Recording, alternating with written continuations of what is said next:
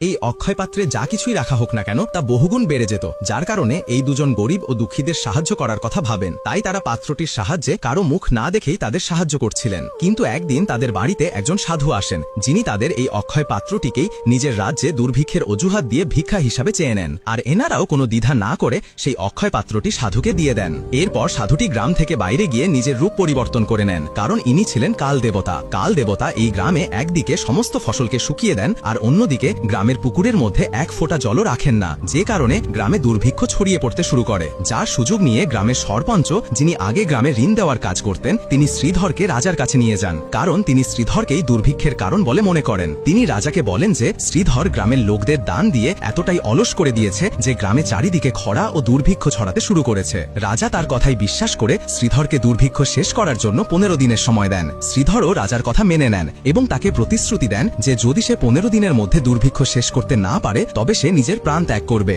ধীরে ধীরে 15 দিন কেটে যায় এবং দুর্ভিক্ষ দূর হয় না। এই কারণে তিনি রাজাকে দেওয়া প্রতিশ্রুতি অনুযায়ী নিজেকে শেষ করার জন্য রওনা হন।